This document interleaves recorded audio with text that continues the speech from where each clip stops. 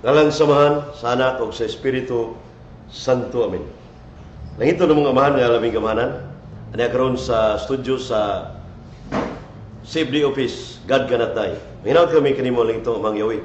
Nga ipadalan mo walang Espiritu aron motob sa mga hunang kasing-kasing. Nga kini may iskutan karon masabtan plus tunan aron ipambit sa bani kinahanglan. Kining tanan mong ipangayo pinagi sa ngalan ni Kristo uban sa panabang ni Birhen Maria, kunis sa San Roque ug sa tanang anghel mga santo sa langit. Amen. Ngalan samahan sa Anak ug sa Espiritu Santo. Amen. May hapon mga kaigsunan sa Kabisayan ug Mindanao. Magandang hapon mga kapatid sa Luzon. Good day to everyone outside of the Philippines, everywhere on earth. Welcome sa tong tulumanon ang itanong mo kay Brad Iway. Live karon na nukad diri sa CFD Cebu sa Divine Person Ganatay. Nya sa lilipatan mo padayon atong hinumduman nga ang ebanghelyo rong adlaw ang Mateo 19 itong text ni Brad Jibol nagisgot og matrimony mga kaigsunan. Okay, nay Mateo 19 3 kantos 12. So daghang mga matod ba diri nga mga diin unta kini kaampingan sa kanunay ini atimanon sa kinahanglan sa tapat o matibdaanon aron andam kanunay nga maminaw mosabot og pagkasentro gayud sa Ginoo aron ang gugma maghatag og maabot ang pagsulay. So mo ni personal biblical reflection ni Brad E.G. Hall. Pero daghang kay mga nahitabo nga nagkukay kasal, kaminyoon, kuambak presidente, giludhan pa, pero nagkabuhag yapon sama ni Gabi ug ni Sharon. So public knowledge mo na nga ang matrimony bisag ikasal pa ang pare usa na ka witness usa na ka kuan kining ang babae ug lalaki mo tungod sa gugma na usa na mga kaigsunan. So sacrament of matrimony.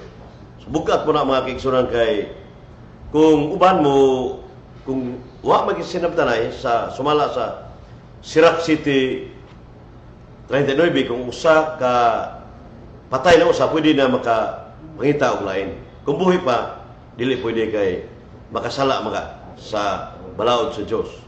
Pero sa 1 Corintios 7:12, kung di magsinamot, pwede magkabuwag. Kaningon mang Sirac, Kapitulo 25, 26, biyay kung di magsinamot.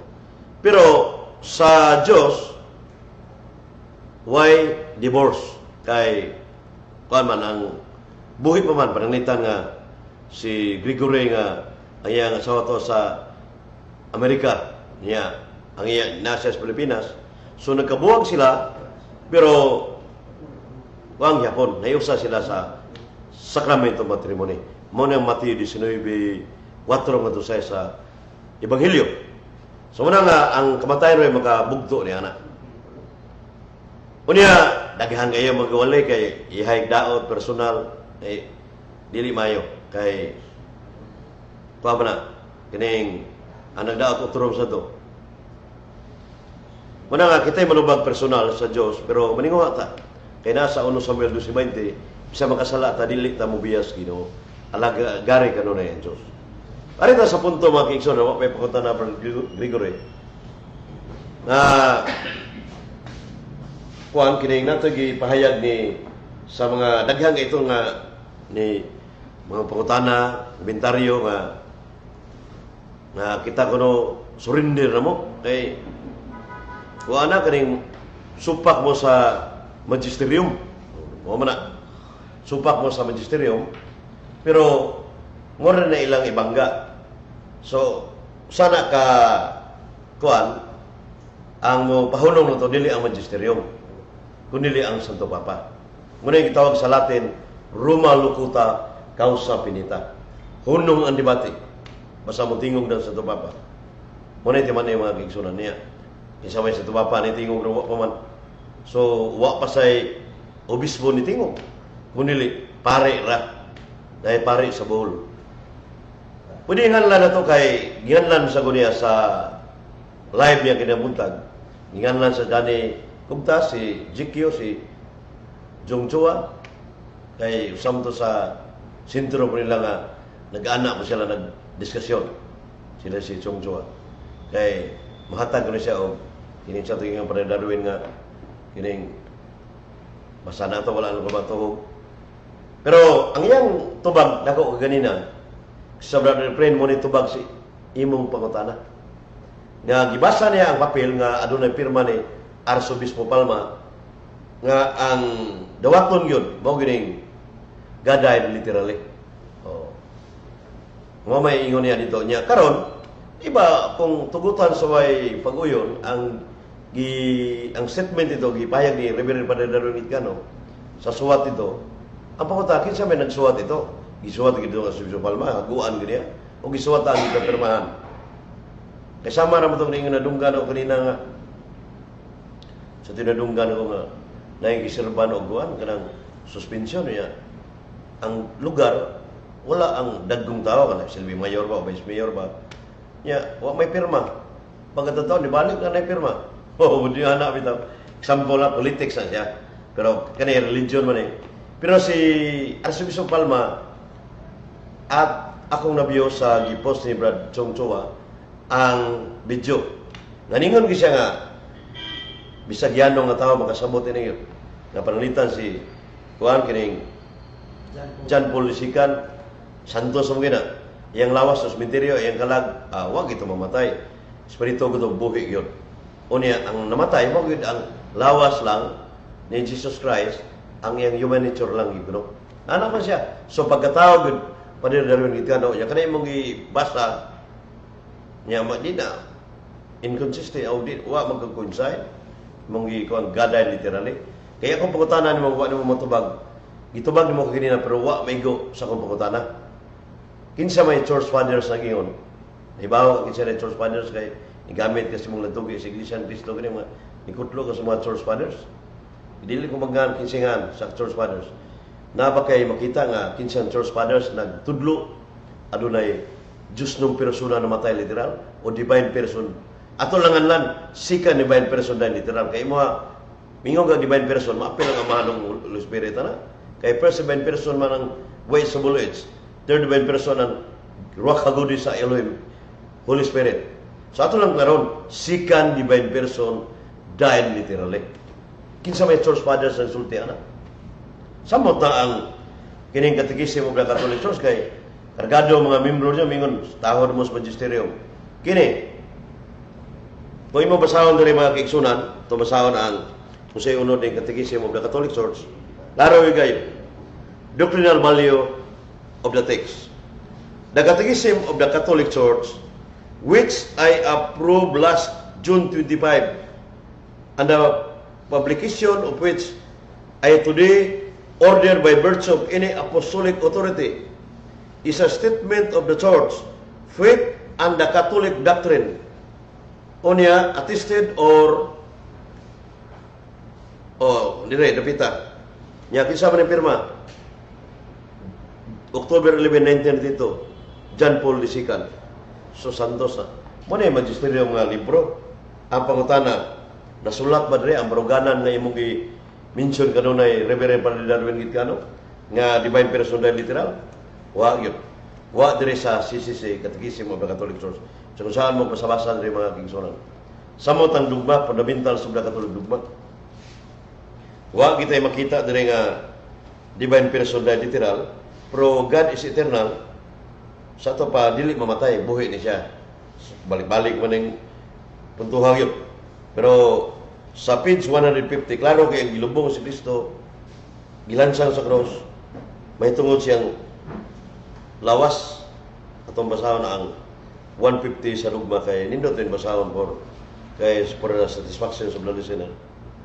Ingon diri mga kaigsunan nga sa 150 sa fundamentals of the Catholic dogma. The Apostles' Creed asserts of the Son of God that He suffered, was crucified, died, and was buried according to the body. Sa tubas ang anak sa Diyos nag-antos, gilansang sa cross, namatay, gilubong sa iyang lawas. So tukma ang gipayag ni Arzobispo Palma sa video. Nya si bisya pakani, mingon ang uban nga, oy, gaday literal itong tabi ni bisya pakani. Pili-pili, bugag statement gipahayag ni bisya pakani. Klaro ko is video, ngayon dito nga the second divine person of the Blessed Trinity, who is truly God, died not as God, but as man. Died in His humanity. So, klaro kayo nga, pagkatawag yun. Nga Bishop Moro, klaro kayo sa kaobispo, sa nagsulat sa Our Catholic Faith Manual of Religion, nga ang God died for us, ang ibig sabihin, the only human natures died. Pagkatawag. So, balik-balik nga ng mga kuana, pero ang punto ba nga, ang uban nga, namgoy, nangutana ka na, wak sila kasabot, naglibog sila kay kumbinser sila sa God died literal. So, naglibog. Simple na kayo na, mga kigsunan, na ang Biblia, pulong sa Diyos, labaw pa sa Magisterium. Catechism of the Catholic Church, number 86. So, labaw ang pulong sa Diyos, karon kay labaw man siya, nagtug-an mang Biblia, balang kasulatan, sumala sa 1 Timothy 6:16, 1 Timothy chapter 1, verse 17, nga ang Diyos, dili makita o dili mamatay. So, absolute invisible, niya, God kanatay siya. Sa ito pa, dili mamatay ang Diyos. Sa ito pa, di siya mamatay. Yang sisisi, sumala sa number 49 sa Catechism of the Catholic Church, living God, buhi nga Diyos. Sus, klaro zero yung God ay literal sa Catechism of the Catholic Church. Kanang wala ka buhi nga Diyos or God is eternal. Muhunong na ba na siya iligay magbuhat ang God died doctrine? Muhunong na ba yung pag-eternal God o may magbuhat ang God died doctrine? Si San Agustin mo yun itubag niya na sa matod pa sa page 37 sa Fundamentals of the Catholic Dogma.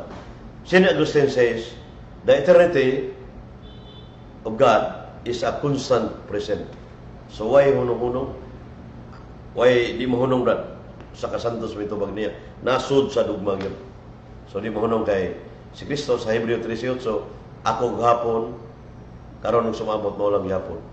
So, dili gimamatay espiritu man. Pabita mo tana sila. Insam nang lansan sa cross man, Dios dili ingo. Ada espiritu malansang. Amo nang Kristo sila counter na. Siya di mo ka matubag go. Tubag na may Marcos 13 si Kristo yung pangutana, isumbalik siya pangutana. Na ada espiritu malansang. Oh, mga minaro ang sa dilasan. So, napoy lain minaro ra dili nga. Dios uyawa ba daw tong gilansang? Amo ni diha nga nagiskot mga yawa. Ang yawa dili man na makita naming lang nakigdebate yawa nga pa-exorcism kuno mo na kay yawa. Ang yawa espiritu na, dili espiritu makita. Ang Dios absolute invisible di sa makita kay ang tao mingon nga nakakita sa Dios napasmo na. Nayabag ng tawana ko mingon sa Dios nakita di pa na makita. So muna nga sammo ta di gimalansang di mamatay. Mao bitaw the second divine person with a divine nature from all eternity. In order to die, he assumed in human nature. Human nature. Sa ito pa, John 1:14, Hebreo 2:14. Si Kristo nag-ambit unong dugo ngadto siyang inahan mo si Virgin Maria. Manas Kristo, one person, both human and divine, sa Catechism of the Catholic Church, number 464. So manas Kristo gilansan sa cross. Mo man ilang proper subject. Nya minsan namatay ang divine person, namatay sa pagkatao. Ang ipahayag ng panagdaroon gid kano, namatay pagkatao, namatay sa divine person. Duha na namatay. Nya dili man magka-mix. Sumala sa page 147 sa Fundamentals of the Catholic Dogma. Unmix. Sa to pa, one person, both human and divine, ang saktong pahayag na. The second divine person is always alive, died in his human nature. So karon na yung buhay ang divine person. Kay divine person died literal sayop na. Kay unbiblical, historical na siya. Supak sa kamaturan, supak sa dogma. Niya si ibni ka, supak sa dogma, nihunong yung pagkasiibni. Kuna kung inon tanang ang nanudlo ganay literal niya siya wa, pwede na ko na maprubahan gyapon. Na yung mga bersikulo sa Biblia naasad sa mga referensya mga kigsunan. Niya. Kami maruganan mo, mingon mo nga gadayt figurative din na tinuod. Kaya nakapost niya, suwat-suwat sa nagpost nga, God died figurative. Ang kumbaruganan, God is always alive, God cannot die. Divine person cannot die. Muna yung klaro nga baruganan. Busa ka mo mga simple God died literal. Ari na mo sa divine person cannot die. Di kayo ningos pa rin daroon, nagkagamay na kunong ang kuhan. Kay magisterium. Why magisterium sa Pilipinas, oy? Dahil magisterium libro, di kakahatag pa nila rawin na yun. Nga, ang imong gipahayag, niya tumagol kuno ni Archbishop Palma nga Charles Father sa Archbishop Palma. Di man, mo man akong pangutana. So, dihan napita mag-isura man itong ikipambit. Ito mo din nga, o si Japit Giling, mangkaw. Dugay sa no? Si Marlon Campra. Si Ricky Implio, saan sa kung si Anthony Caniles may sunggon mo nga mulaban po na to makigbatok mo birada sa mga gaday literal. Si Jeffrey Amaba, si siya ba uban? Si siya ba itong mga Antonio Caballero? Albarico day. Deliverance o kuan. Simple. Alagad sa kuan. May ilam na to ang mga kuan nito mo birada sa kining naiuban sad nga isog itong ngalan lagi murag iputol-putol po ba. So, una nga kita mga simple pang ginuom niya to ka. So, walay personalan issue por issue. Ingon ka pa rin nga walay personalan. Madunga sa mga kauban nga personal sad personal attack nganto ni Brad Sucrandes o ni Brad Wede. Way labot ta bankrupt sa mga tarungan personal na mugamit nga piki nga Facebook nga kuan mo na birada nga pick account di mao yung ngan pero mailan sa Chinatan swito si Tupila Parado na sa Bantay UID kay na babae profile siya na o mo na nga nasa tay mga CFD God kanatay nga nibaw pud mga kigsunan nga sa mga CFD sa so mo ni si Brigadier Risa tungkol sa gubat nga ni Brad UID nangandaw na dali kong tas si Jikyo si Jong Chua si uban pa nga di gubat nga sa kaway physical si Apostol San Pablo Miyon sa episode 6, 12-14. We are not fighting against human being, but against the wicked spiritual forces in the world. Wa ta mag-away sa tinawanon, kundi atong nga kaaway ang daotang espiritu na di makita. Sa to pa, isa may kaaway ito ni. Ang mga sila na yung mga daotang espiritu na sila, espirituhanong na itong buhat. Matawag daotang espiritu po, kay ang daotang espiritu, di mo na iyas Ginoo. Yang kaawak at mas daotang espiritu, yawa ang Diyos man, nga buhi. Ang Diyos nga buhi man. Nya kanang Diyos nga buhi, Wilson na tipait na iyang gikuha tong tikso ko gamit. Mubiyom ni siya, Mario del Sierra, yung amigo niya, Joby Sili, sa 1 Tesalonica 1:9. Living and true God. Sa to pa, matuod. Na usa ka matuod nga Dios nga buhi. So kato nanudlo nga gaday literal, kanang inyong Dios nga gisimba, piki nang nga Dios kano man patay gud. So matuod nga Dios, yamingon sa Brad Chua nga, ang amahan, panya oraso. Muna nga punto niya mga kiksunan nga, sunod ato ni sabay sunod sa sunod Biyernes sa panabdan sa oras. Ya, salamat kayo sa mga viewers. So, di labi na ni Brad Adam Ampera, ang chapter president, Brad Chop Grandes, o uban pa mga CP si mga opisyalis sa CP sa Jubilee Pastorelo, si Namral Amoral, uban pa, John Porca. Pinyat, Gregorio Nocos, salamat kayo, niya, Sans, niya, tapuson na rin sa mubuk nga pagkampo, pero atong hinumduman, Brad Iman Pinado, ang imong paborito, si St. Philip Neri. Think of yourself that every day is your last. Hinumduming yung kanunay, matagal na mo imong katapusan. Kaya, magwalay tag ilirehis niya nga sayo ka doktrina, maabtan na sa matay ng Ricardo, impirno yun, mga kaigsunan. Ngalan samahan, sa anak kung sa Espiritu Santo. Amen. Salamat yung Ginoo sa imong higayon nga gihatag, gikan na ining orasan, tudgaron, way kuklen, way katalagman. Kining tanan ang gipangayo, pinagi sa ngalan ni Kristo, uban sa panabang ni Birhen Maria o ni Saduki o sa tanang anghel mga santo sa langit. Amen. In the name of the Father, of the Son, of the Holy Spirit. Amen. God bless to everyone.